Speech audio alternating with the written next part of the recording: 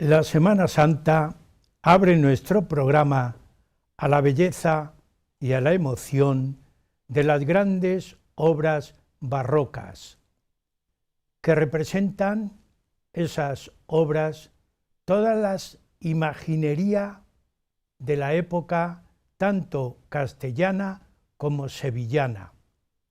La imaginería como especialidad del arte de la escultura manifiesta en las obras una serie de representaciones relajadas, tranquilas, pero que invitan, su finalidad es la religiosidad, la liturgia y también tener un sentido procesional.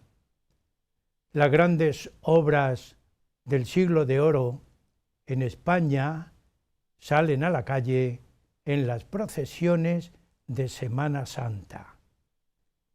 Huellas de nuestro tiempo hoy presenta una gran obra, la obra de imaginería de la Escuela Castellana.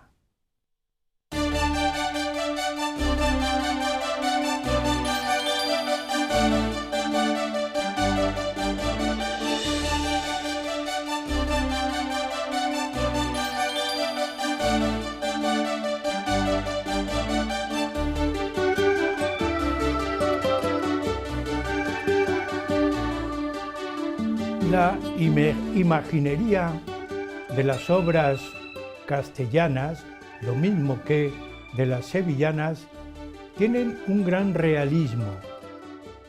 La mayor parte de ellas procesionan, salen en Semana Santa en procesión. Hoy nos vamos a centrar en la Escuela Castellana. Grandes obras, y grande es el personaje que tenemos en el estudio para exponer el tema. Se trata de don José María Gómez Gómez, al que no una vez más, sino una muchísima vez más, le agradecemos que esté con nosotros y que hoy la poesía se acompañe a la obra de arte de la escultura. Así que, José María, bienvenido al programa. Muchas gracias. Una vez más, encantado de estar en este caso, en un programa que se trata de fervor religioso, arte y poesía, porque la Semana Santa ha inspirado mucha poesía. Sí. La Semana Santa es poesía mística.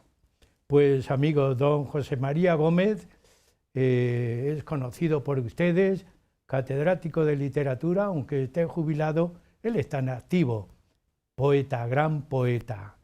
Y tiene para nosotros un doble motivo de alegría, porque conjuga el saber de lo que expones con el contrapunto elevadísimo, y utilizo el superlativo, de la poesía que siempre acompaña a las imágenes que nos pone. Así que vamos a iniciar el programa con la pregunta obligada. España sería otras cosas, pero a lo mejor le faltaría algo si no tuviera Semana Santa. La Semana Santa es un elemento, un rasgo fundamental en la esencia de España. No se entiende la manera de ser de España, su peculiar idiosincrasia, sin conocer, vivir la Semana Santa, que, como hemos dicho antes, es la manifestación de fe, de fervor, de arte, de poesía, posiblemente más trascendente que existe en el mundo.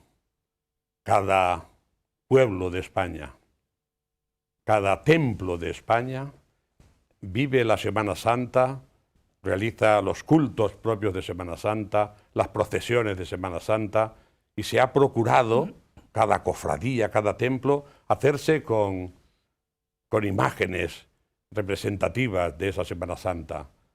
algunas estamos visualizando en este momento para que veamos la gran participación de público, de fieles que viven la Semana Santa en la calle. Ahí tenemos viendo ahora mismo a Zamora, hemos visto a Málaga, Sevilla, en fin, estamos citando en este caso las más grandiosas manifestaciones de la Semana Santa, pero tan entrañables como la misma de Zamora, Valladolid, que estamos visualizando en este momento, con la amplia plaza donde bueno, pues se realiza lo que podemos llamar un espectáculo, es decir, es una manifestación para ser captada por el espectador y ser vivenciada por el espectador.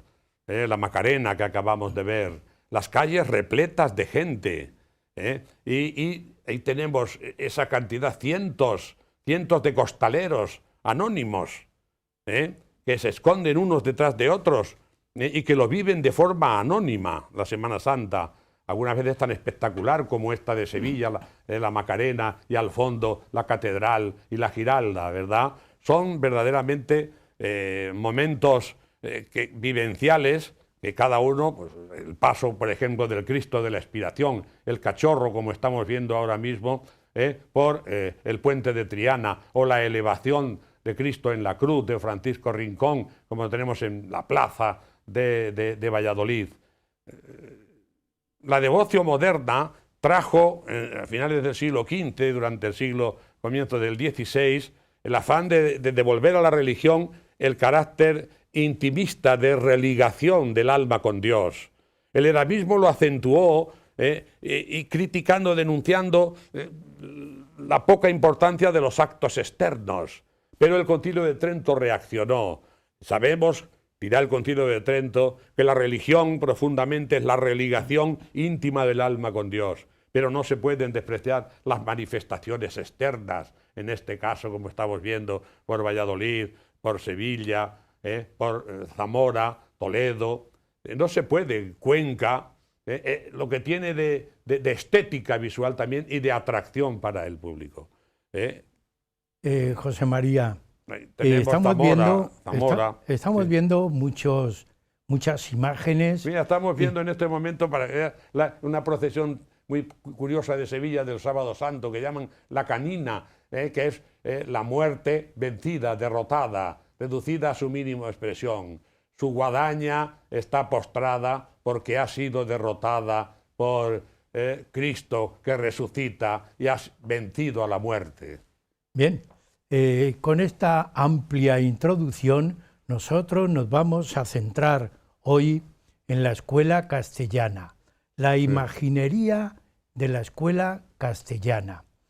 En ese fervor popular, religioso, místico, litúrgico, yo no sé qué adjetivos más poner, ¿qué ha impulsado, qué impulsó fundamentalmente en los siglos de oro a destacar el auge de la obra escultórica puesta al servicio de la religión y de la Semana Santa?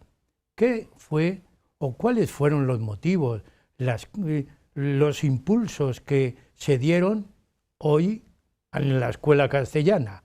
Sí. Otro día hablaremos de la escuela sevillana. Sin duda la contrarreforma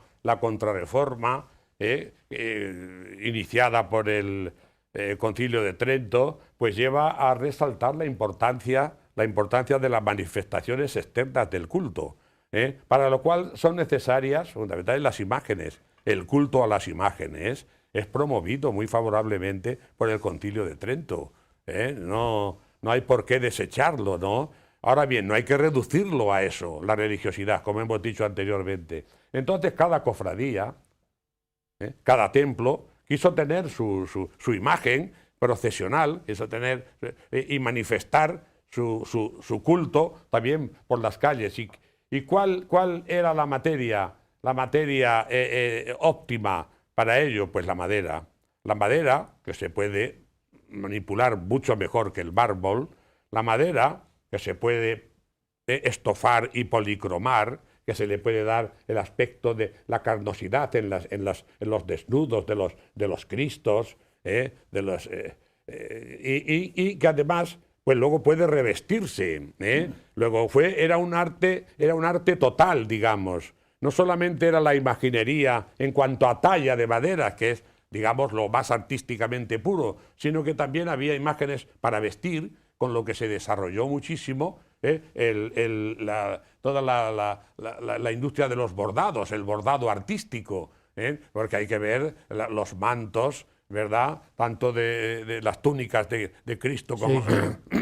Como los mantos de las vírgenes son impresionantes. Y luego también la orfebrería, las coronas de las vírgenes, los candelabros, todo lo que conforma todo ese espectáculo impresionante de fe, de fervor, de arte y de poesía, que es la Semana Santa, que estamos viendo en imágenes, muchas de esas. José María, sí. Dos grandes escuelas de imaginería, dos grandes escuelas. La palabra escuela es que agrupa a personajes, alumnos, maestros y alumnos dedicados a la escultura. Se destaca la escuela castellana y la escuela andaluza, sevillana fundamentalmente, sí, también Málaga, aunque se Granada, extiende pero sí. a toda Andalucía. Por lo menos para que nuestros telespectadores puedan diferenciar una escuela de otra, ¿qué rasgos fundamentales se pueden precisar tanto en Castilla como en Andalucía? Aunque hoy, vuelvo a repetir, nos vamos a dedicar a la escuela castellana. Bueno, pues es una escultura, las tallas son realistas. El realismo es la característica fundamental después de la idealización del Renacimiento, se llega a un realismo que en el caso de la escuela castellana, que de alguna manera podemos entroncarla desde Alonso de Berruguete y fundamentalmente ya Juan de Juni, Francisco del Rincón, hasta llegar a su culminación con Gregorio Fernández, ese naturalismo ya, digamos que ese realismo deriva a un naturalismo verdaderamente expresionista. Ya no solamente se pretende retratar lo real, sino además acentuarlo de forma más naturalista, más expresionista, y utilizándose pues muchos efectos digamos, del patetismo, la sangre manando de las heridas, ¿verdad? Los rostros verdaderamente patéticos y trágicos, expresando la vividura interior de esos personajes, ¿verdad? O incluso, fijémonos en estos sayones que tan popularmente los trataban las gentes que acudían a las procesiones. Ahí estaba el bizco, ahí está el bigotes, el verrugas, ¿no? Entre los sayones. Sí. El pueblo ya los tenía como algo familiar, ¿verdad? Repito, ese naturalismo que lleva en el caso ya de Gregorio Fernández a la utilización de ojos de cristal con un verismo impresionante, cejas, pues le lleva también a utilizar el corcho en las heridas para dar esa sensación de la rugosidad de la herida de la que está manando la sangre, tanto en el costado como en las rodillas, ¿no? Y bueno, pues fijémonos ahí en las rodillas, cómo está utilizando el corcho para dar esa mayor sensación de la llaga que se ha producido, las caídas en tierra, ¿verdad? Y lo mismo en la lanzada, o en las espinas, que son rostros muy trágicos, muy digamos, expresionistas. En cambio, la imaginería andaluza no es que lo dulcifique exactamente, pero sí lo idealiza un poco más. O sea, son rostros o figuras más serenas, en algunos casos parecen un poco más edulcoradas, ¿verdad? No llegan a este extremismo naturalista de la escuela castellana. Bien, pues vamos a iniciar la escuela castellana. Y empezamos por uno de sus grandes personajes, uno de los grandes de la imaginería, de origen francés, se viene a España, se sitúa en España y muere en España. Es traducido al español Juan de Juni. Juan de Juni, efectivamente. Bueno, él junto con Berruguete son los que se consideran los que inician la escuela castellana. En el Museo de Escultura de Valladolid se conservan buena parte de sus obras y aquí tenemos la obra maestra, una de las obras maestras de la imaginería, una de las obras maestras del arte español, El entierro de Cristo. Yo lo voy a describir con mis versos, porque creo que es la manera más emotiva y más íntima de hacerlo. Para ornar la escultura castellana del siglo de oro, a Valladolid vino Juan de Juni, fogoso peregrino del arte que del alma en llamas mana. La devoción moderna y su intimismo en la gubia traía incandescente, presta a extraer de la madera urgente el más hondo y secreto misticismo. En Italia y su sabia vividura se forjó su robusto y decidido realismo, el escorzo, el retorcido serpentinato que fuerza la figura. Para honrar el sepulcro y la memoria del sobrio Fray Antonio de Guevara, labró con perfección muy alta y rara el entierro de Cristo, que es su gloria. Yace el cuerpo de Cristo sobre un lienzo, por su madre y amigos circundado, predispuestos al rito acostumbrado. Saben que es este el trágico comienzo del reino de Dios Hijo verdadero. La escena es el horror ante el suplicio. He aquí la víctima del sacrificio, el cuerpo descendido del madero. María, en su dolor, quiere abrazarlo. Contrito, Juan con ella forcejea. Magdalena y José de Arimatea lavan el cuerpo para embalsamarlo. He ahí de mirra y áloe la mistura y el ánfora doliente del ungüento. Reliquia del deicidio y su tormento, sostiene Salomé la cruel textura de la corona que no quiere mirar. Sus ojos solo pueden ya llorar.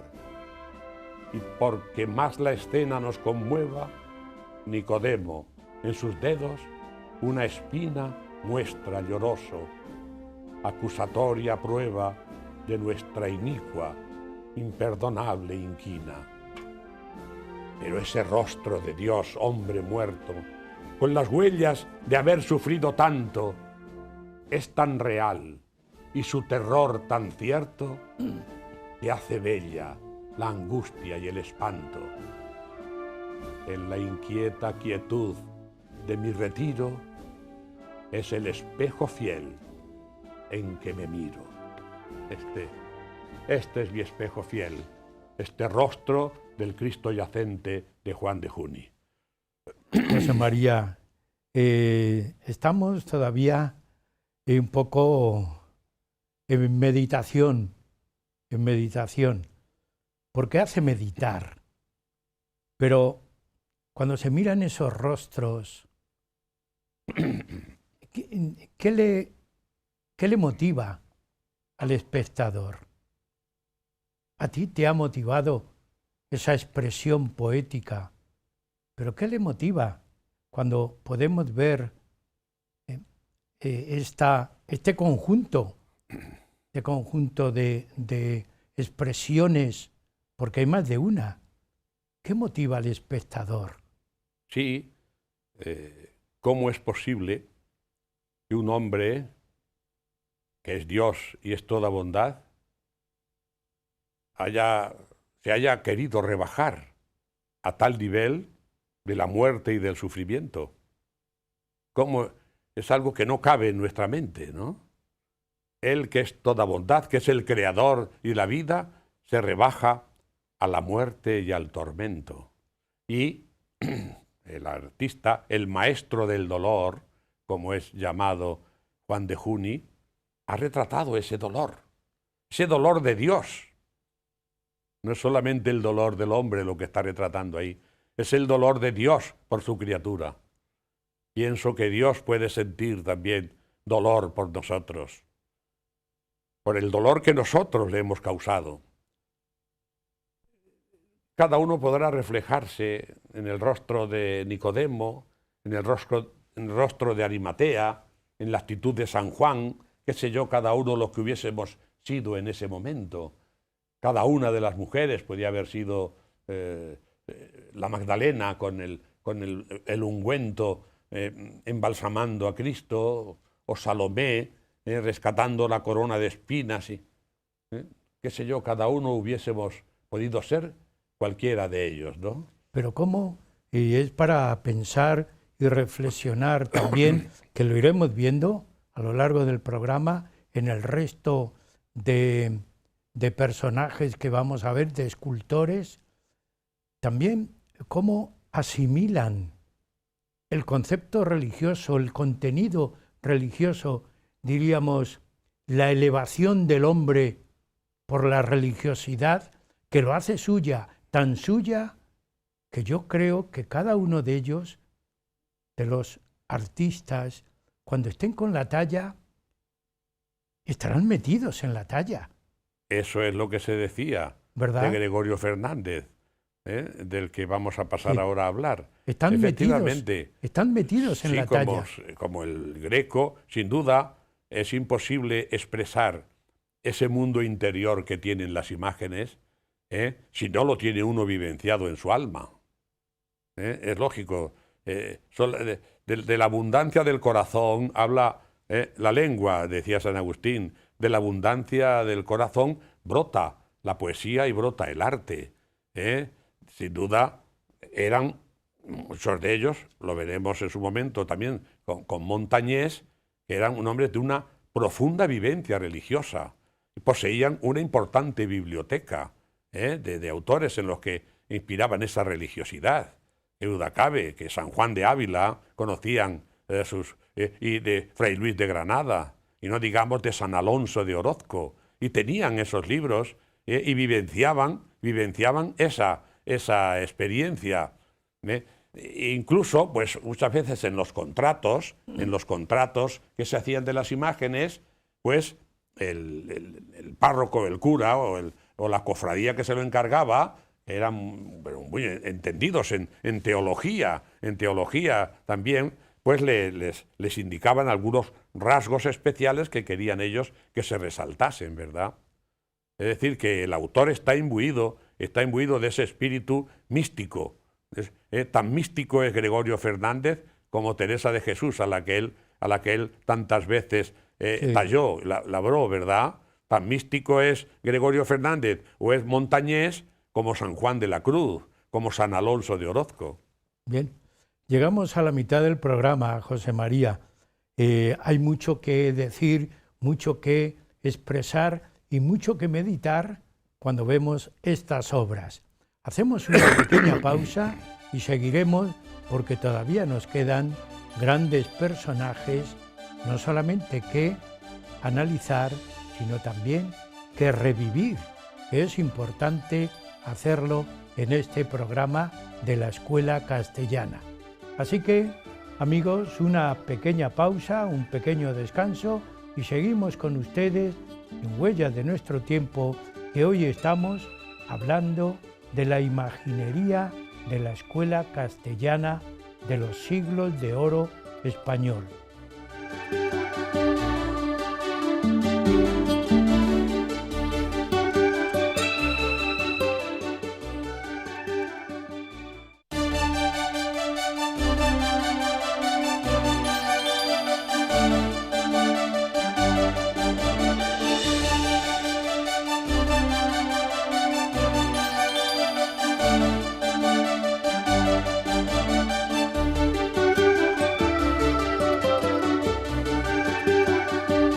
Continuamos en el programa Huellas de nuestro tiempo, que hoy nuestra imaginación se acompaña del misticismo, del realismo, de la imaginería castellana que está analizada, tratada y estudiada por don José María Gómez Gómez, que sigue en el programa, gracias a Dios, con nosotros, hablándonos de todos estos escultores.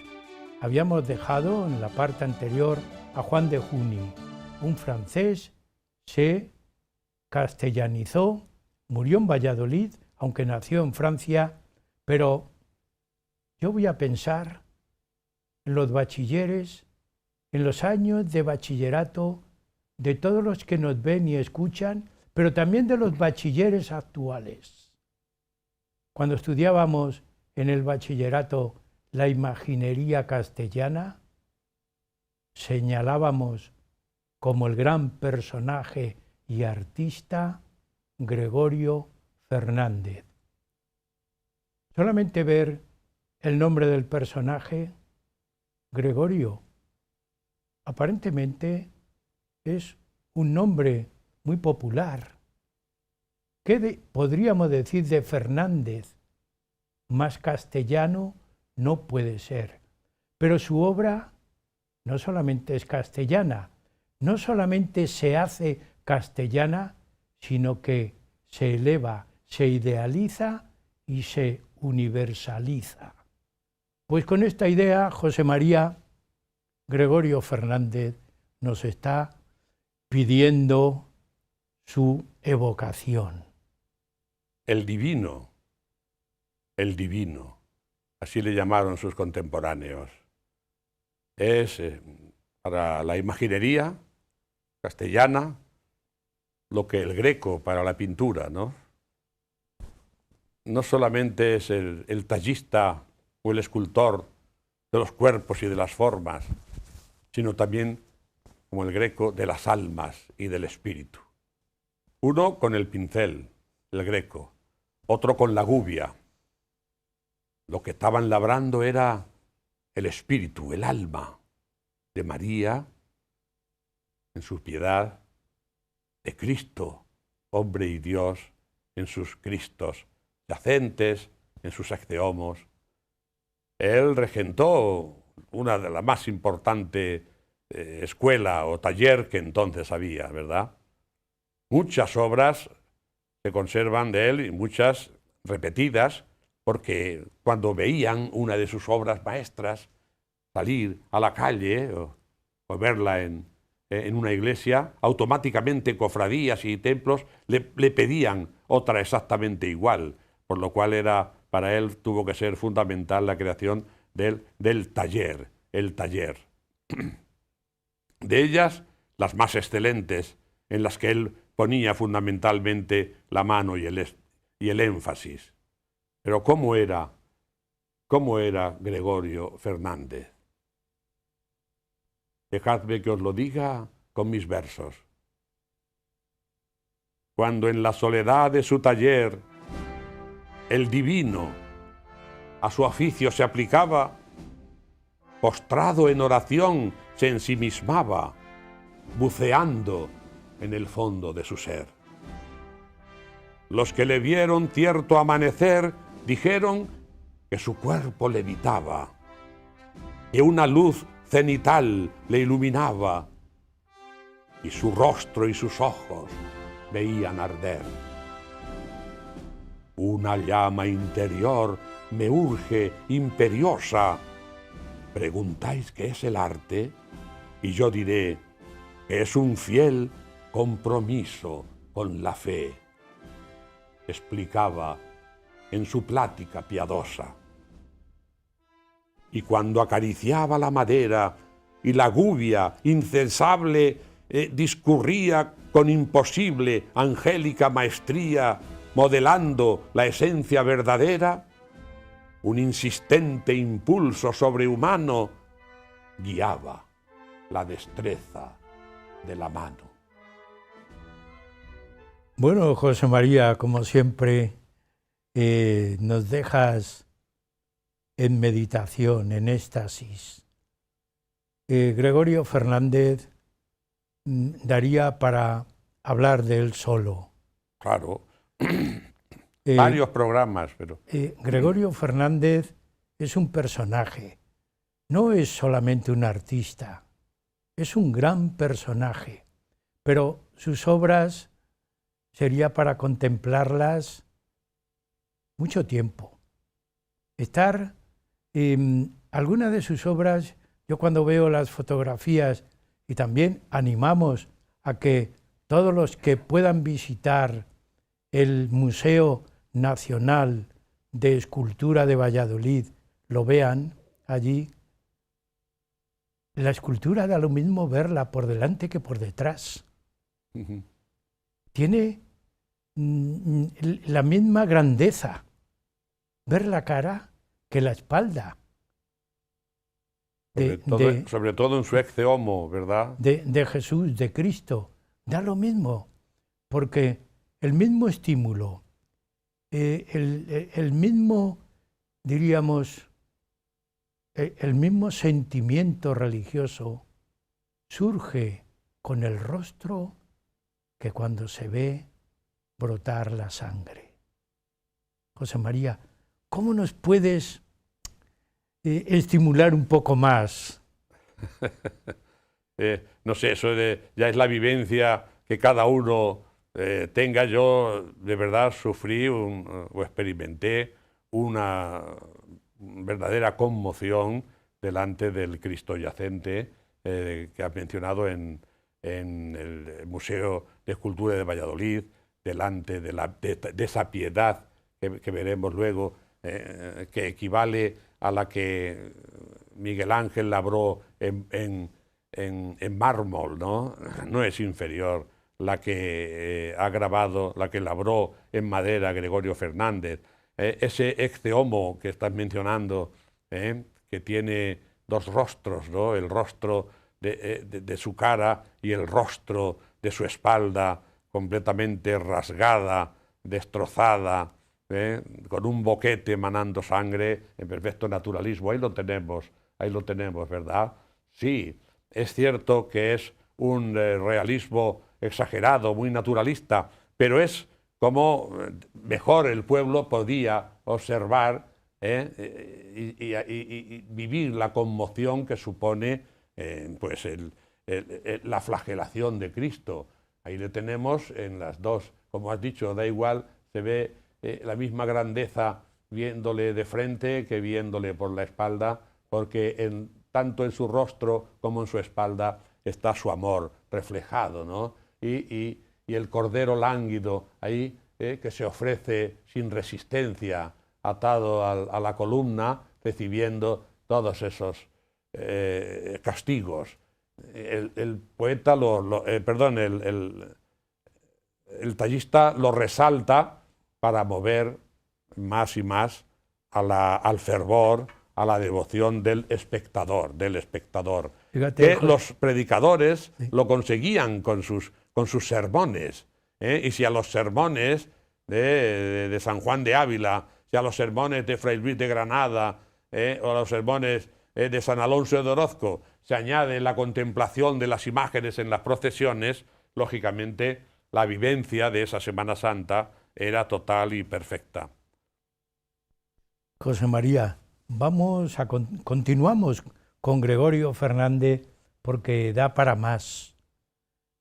Vamos a destacar, además de la obra que hemos visto, que es una obra cumbre, ¿qué otras obras podemos ofrecer a los espectadores de este gran imaginero?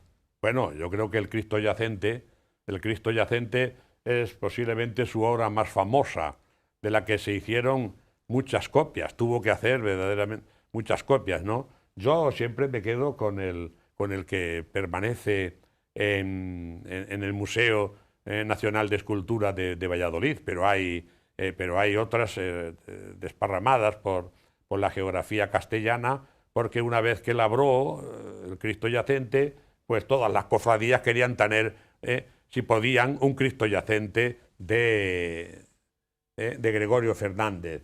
Yo medito ante este Cristo yacente así. Oh, Santo Cristo yacente, que con gubia estremecida labró Gregorio Fernández. Ante tu imagen divina vengo a postrarme de hinojos, con el alma arrepentida. ¿Qué te hemos hecho, Señor, si tú eres la bondad misma? El creador del universo rebajado a reo y víctima. Destino aciago del hombre que de su Dios abomina y con crueldad se revuelve contra él y lo crucifica. ¿Qué te hemos hecho, Señor? Mi alma tu cuerpo examina. Esa frente que brillaba más que el sol a mediodía, vedla toda lastimada por la corona de espinas. Esa carne que nos dieras en sagrada Eucaristía, inhumanos latigazos la desgarraron a tiras. Esos ojos que irradiaban profunda luz infinita, los veo ciegos, vidriosos, bajo las cejas sombrías.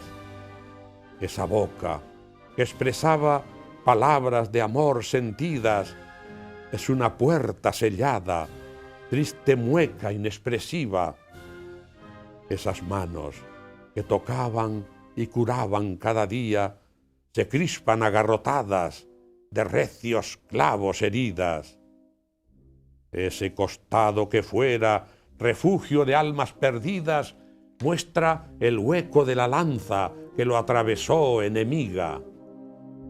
Esas rodillas cansadas que sangran en carne viva son el sangriento desgarro de tus 3 santas caídas. Esos pies que recorrieron Israel y Palestina, con clavos los taladraron con obstinada malicia. No puedo seguir mirando. Ante tan odiosa inquina se me han cegado los ojos. Mi alma calla y se indigna. Mi boca reza: Señor, perdona nuestra ignominia.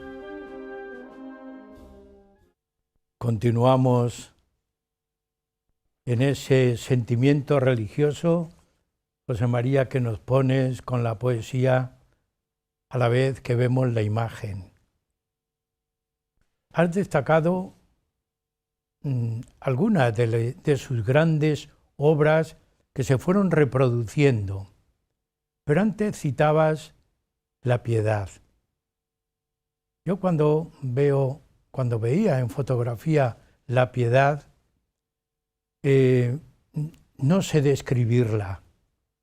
No encuentro esa palabra para decir la piedad de Gregorio Fernández es, posiblemente me cueste más trabajo que si veo la piedad de Miguel Ángel.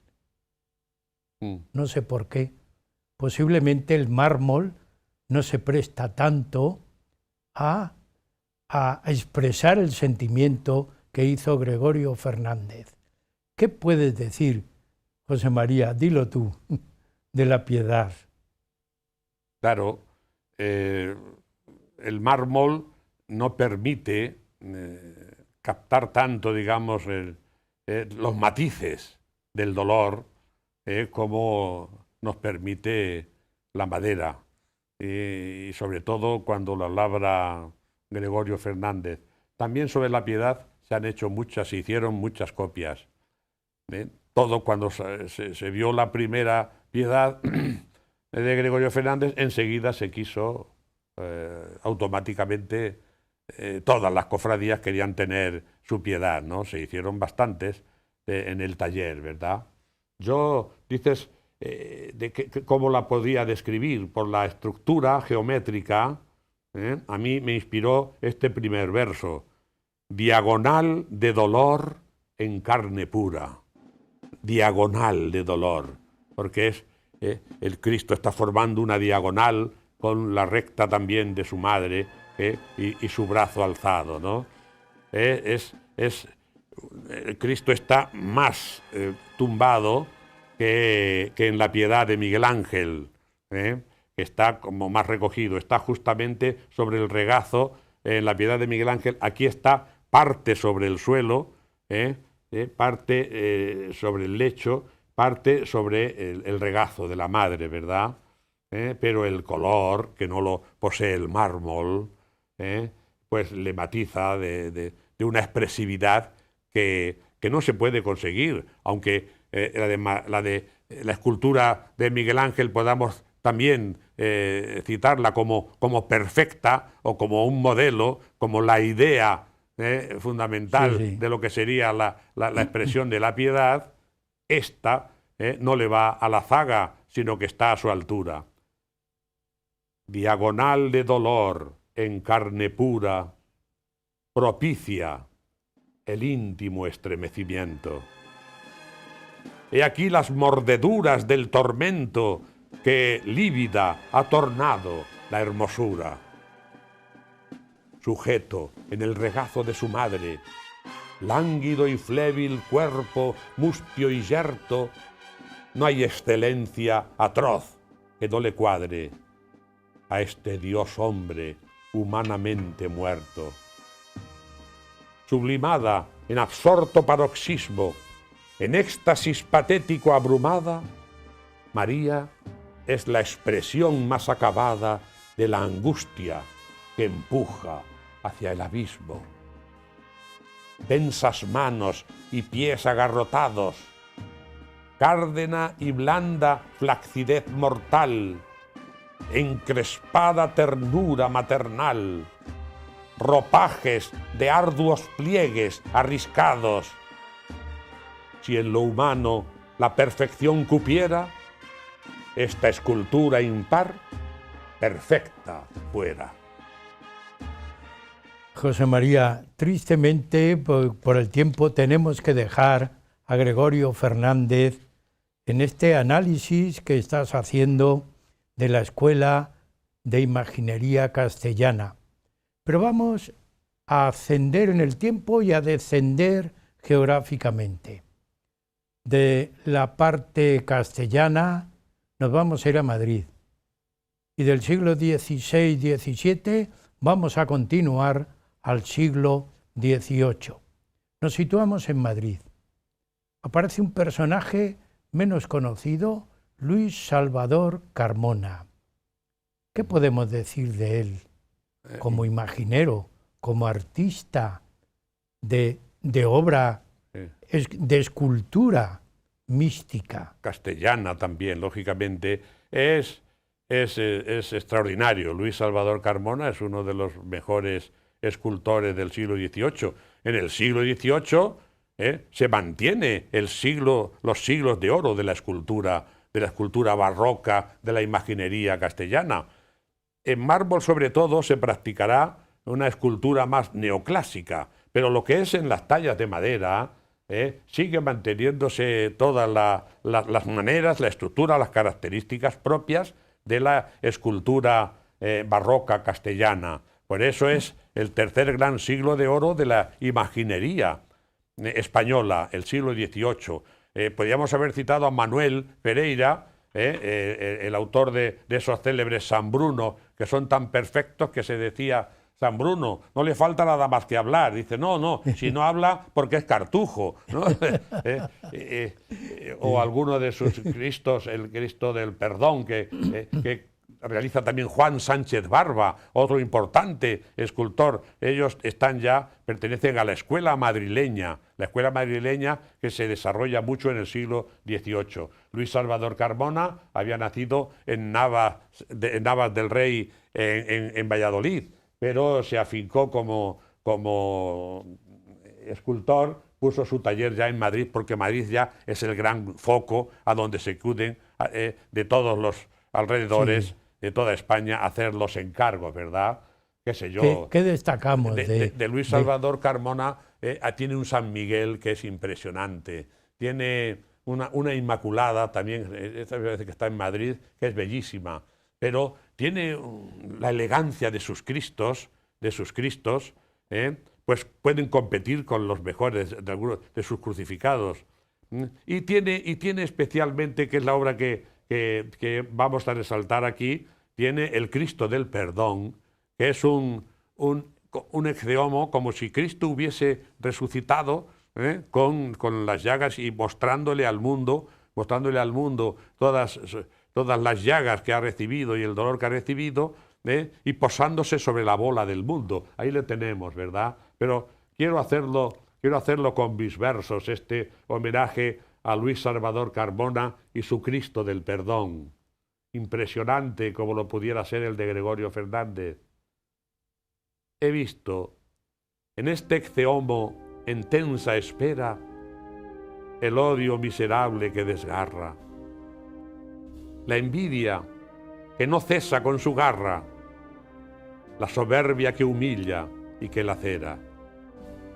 He visto la escritura del espanto en las duras espaldas agrietadas, las sienes y las cejas horadadas, todo en pago de haber amado tanto.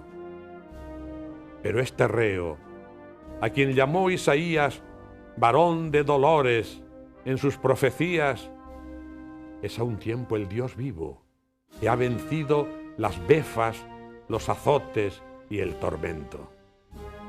Dios, que nos muestra así, compadecido, su restaurado cuerpo purulento, es el creador del mundo arrodillado sobre el dolor de todo lo creado. José Arrodillado María, sobre la bola del mundo, sobre el dolor de todo lo creado. continuamos en esta última parte ya con la escuela madrileña, que como vemos es una prolongación de la escuela castellana. Viviendo en Madrid, pero todos son, diríamos, seguidores de esa tendencia castellana que está resaltando. Y nos queda un José Zazo y Mayo. A mí me llamó mucho la atención cuando tú me exponías el programa, porque está localizado en Madrid y en otro lugar toledano. ¿Dónde? Bueno, él nació en Nombela. Sí. Él nació en Nombela, en la Sierra de San Vicente, ¿no? de Toledo. Ahí nació, pero puso su taller, lógicamente, en Madrid.